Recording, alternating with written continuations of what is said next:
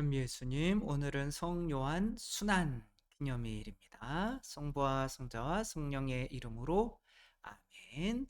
네, 성요한 세례자께서 어떻게 순교를 하셨는지는 우리가 또 너무나 잘 알고 있죠. 그런데 갑자기 궁금해진 게 있었어요. 누가 죽인 것인가? 도대체 누가 죽인 것인가? 헤로데가 죽인 것인가? 또 춤을 추어서 엄마한테 어떤 보답을 드릴까요? 라고 한 살로메가 죽인 건가? 아니면은 헤로디아가 그 세례자 요한의 머리를 달라고 좀 해라. 그렇게 해서 죽인 건가? 그것을 보고 있었던 이 사람들에게는 죄가 없을까? 그냥 이것은 뭐 왕이 하는 것이니, 혹은 또 이 모든 것을 또 알면서 또 가만히 세례자 요한을 잡아들인 것을 그냥 가만히 그냥 보고만 있었던 또 백성들은 어, 이 죽음에 대한 책임이 없는 것인가? 라고 생각하는 가운데, 약간 뭐 우리가 너무 잘 아는 이제 그런 제노비스 사건이 있죠. 1964년 3월 미국 뉴욕 퀸즈의 한 주택가에서 키티 제노비스라고 하는 젊은 여성이 새벽 3시에 자신의 아파트 앞에서 괴한의 칼에 찔리죠. 그녀는 비명을 지르죠. 오 하느님, 저 사람이 저를 찔렀어요. 제발 도와주세요. 아파트 몇몇 집이 이제 불이 켜지고 창문으로 이제 사람들이 내다 보았고, 한 남자가 저 여자를 내버려둬라고 소리 지르자 범인이 이제 잠시 도망갔는데, 다시 와서 이제 또 찔러서 이제 죽게 만들었죠. 이 살인이 30분 넘게 이어졌어요. 그리고 이 살인을 본 사람이 최소 38명이었고, 그러나 내가 나서기 싫다. 다른 누군가가 신고하겠지. 뭐 이런 마음으로 방관을 했죠. 그러면 이 제노비스를 죽인 사람은 그 살인자 한 사람인지, 방관한 사람들도 책임이 있는지, 물론 뭐 법적으로 그렇게까지는 할 필요가 없어서 감옥에 간 사람은 없겠지만, 중국에서 또 이런 영화 버스 44 실화를 바탕으로 한 거죠. 강도들이 이제 올라탔는데 이제 운전자가 여성이었죠. 근데 이제 겁탈을 하는데, 이제 사람들이 그 뭐죠? 보복을 받을까봐 한 남자 빼고는 이제 그러지 않았죠. 그 남자가 다시 타려고 그랬는데 여자가 타지 말라고 그러고 버스를 몰아서 그 사람들과 함께 이제 절벽으로 떨어져서, 그 절벽 밑에는 이제 강물이 흐르고 있었는데 모두 이제 죽게 되었죠.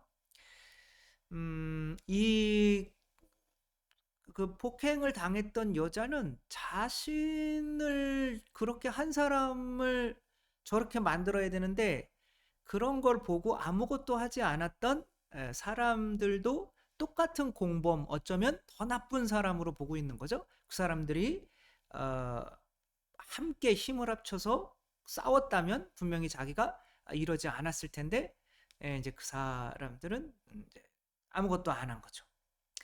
이런 면에서 어쩌면 헤로데를 죽인 것은 그 뭐 헤로디아나 헤로데나 살로메나 뭐 군인이나 그 사람들뿐만 아니라 모두가 거기에 가담했다라고 볼 수도 있는 거죠.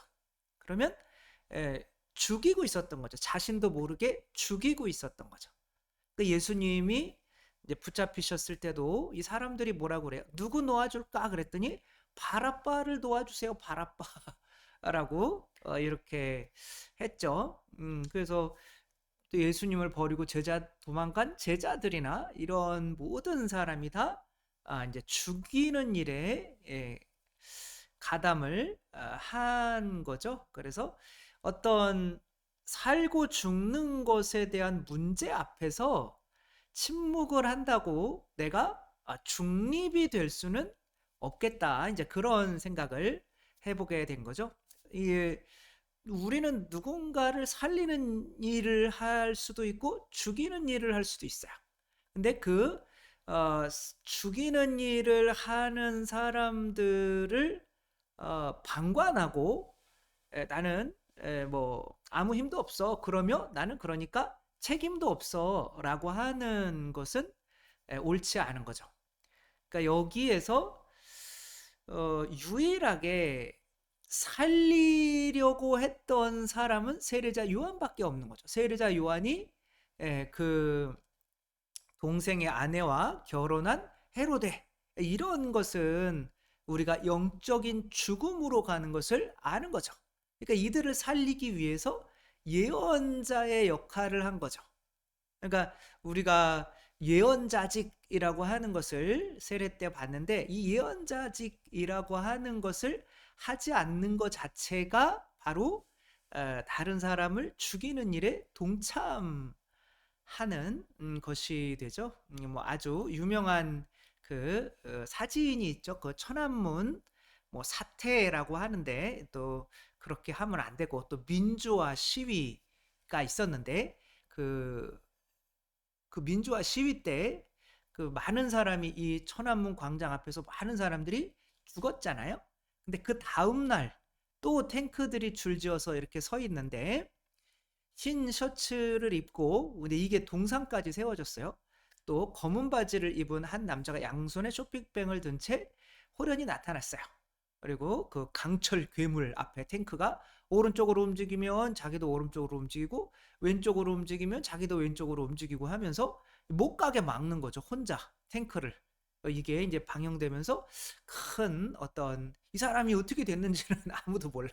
모르지만 아무튼 너희들 사람을 죽이면 안 된다라고 하는 어떤 큰 경종을 울린 사람인 거죠. 이 사람이 세례자 요한과 같은 거고, 나머지 사람들은 어쩌면 내가 무언가 잃는 것이 두려워서 이렇게 하고 있는 것이, 어쩌면 죽이는 일에 동참하는 일을 하게 될 수도 있는 거죠.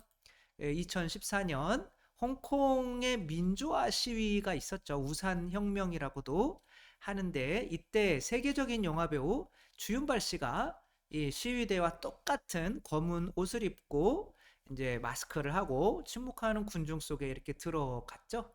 근데 이제 그 중국에 대한 어떤 이런 거였는데, 그래서 모든 뭐 어차피 재산은 다 사회에 환수한다고는 했는데 한 1조 원 정도가 되는 것 같아요. 그거를 사회에다 낸다. 그래서 이제 어떤 기자가, 아니 이렇게 해서 중국 정부의 이제 블랙리스트에 올라가서 중국 본토에서 이제 활동이 모두 막혀버렸는데 이거 어떻게 하냐, 후회하지 않느냐라고 질문을 했을 때 이분이 이렇게 대답을 했다고 그래요.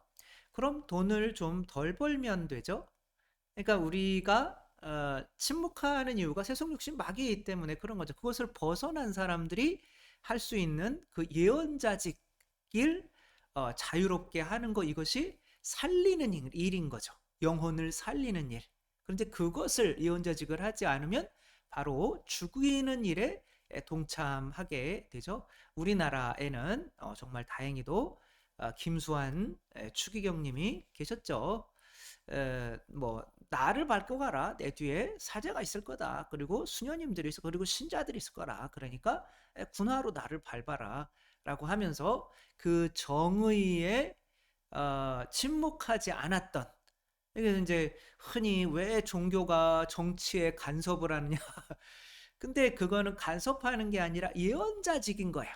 뭐 그렇다고 해서 뭐 폭력 시위를 하는 것도 아니고 목소리를 내는 거죠. 그거는 옳지 않다라고 목소리를 내지 않을 때 그게 약간은 살인에 어쩌면 동조를 하는 것이기 때문에 우리 카톨릭에서 이런 것들을 하고 있는 건데, 어쩌면 내가 원하는 정치 쪽에 뭔가를 하지 않을 때 또 이런 것이 또 정의가 되지 않고 또 너무 한쪽만 또 이렇게 이쪽에서 잘못하는 건 또 얘기 안 하고 뭐 이런 것도 좀 문제가 있기는 하겠지만, 우리 교회 자체가 이렇게 정의롭지 못한 것에는 목소리를 내지 않으면 내가 그 살인에 동조하는 것이 되기 때문에 예언자 직무를 우리가 수행해야 된다. 야고보서 4장 17절에 그러므로 누구든지 선을 행할 줄 알면서도 행하지 않으면 그것이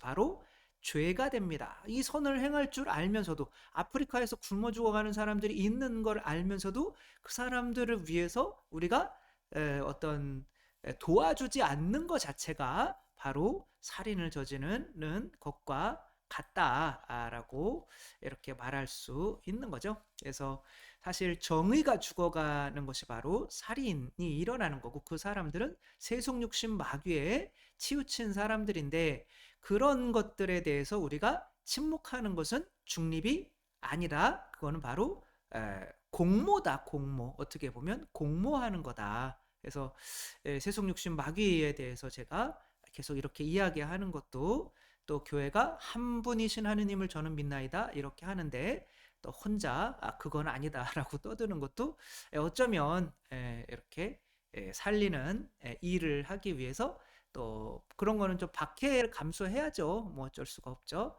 우리 목숨, 이 세상에서 살려고 하면 죽을 것이고 죽으려고 하면 살 것이다 라고 하는 것처럼, 우리가 진리를 위해서, 정의를 위해서, 사람을 살리는 것을 위해서 우리 목숨도 아깝지 않게 내어놓을 수 있는 뭐 주윤발이나 이런 탱크맨이나 또 김수환 추기경님과 같은 이런 예언자직의 소중함을 잘 알고 또 그렇게 목소리를 낼 줄 아는 우리가 되었으면 좋겠습니다.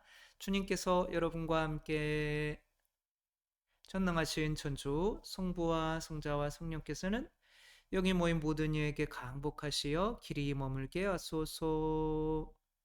주님을 찬미합시다. 하느님 감사합니다. 성부와 성자와 성령의 이름으로 아멘. 감사합니다. 사랑합니다.